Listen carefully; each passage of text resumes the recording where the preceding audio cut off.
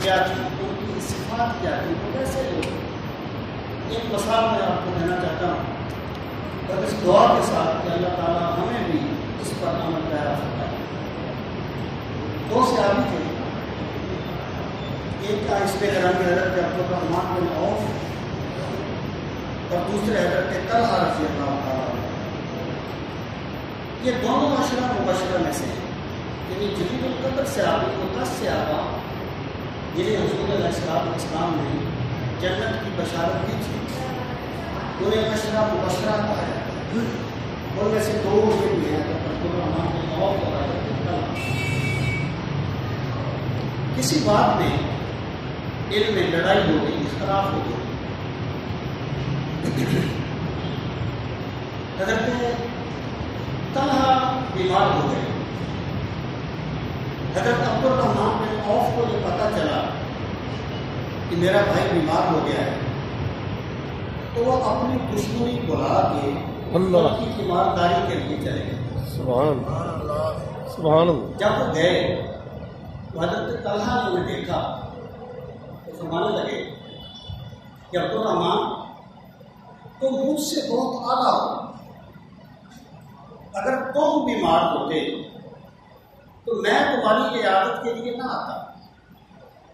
میں بیمار ہوا، تم میری عیادت کے لیے آ گئے.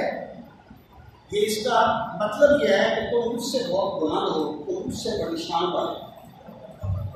اب یہاں پر 2 چیزوں پر ہمیں غور کرنا ہے. دونوں صحابہ نے ایک عظمت کا اظہار کیا. عبدالرحمن بن عوف نے کیا کہ ٹھیک ہے ہمارا اختلاف ہو گیا، ہو جاتے ہیں انسانوں کے اختلاف، ایسے کرتے ہیں انسانوں کے اختلاف کرتے ہیں، لیکن اختلاف اخلاقیات کو کلام نہ دے. یہ وہ بیمار ہو گئے ہیں تو میں اس کو بلا کے ان کی تیمارداری کے لیے چلے گئے. اور پھر میں یہ بات بھی عرض کر دوں کہ رسول کریم صلی اللہ علیہ وسلم نے فرمایا کہ کسی سے بدلہ لے لینا یہ کمال نہیں ہوتا، کسی کو معاف کر دینا کمال ہوتا ہے. سبحان اللہ سبحان اللہ. عبدالرحمن بن عوف جب گئے تو حضرت طلحہ نے ہمیں دیکھ کے جو بات کہی، اس سے کیا چیز ثابت ہوئی کہ حضرت طلحہ نے دوسرے کی جو عظمت کو سمجھا اسے بیان کر دیا. یعنی انہوں نے دوسرے کی عظمت کو جو سمجھا اسے بیان کر دیا، اس میں کسی کفر کا اظہار نہیں کیا. اس کا مطلب یہ ہو گیا کہ عظمت کا ایک پہلو یہ ہے کہ بندہ اختلاف بلا کے غیر معمولی حالات میں کسی کے پاس چلا جائے، اور دوسرا پہلو یہ ہے کہ جس کی عظمت کو سمجھا جائے اسے بیان کر دیا جائے.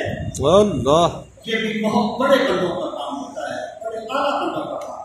سبحان خدا بندہ قریب مانے دین کا فہم صحیح نصیب کرنا ہے.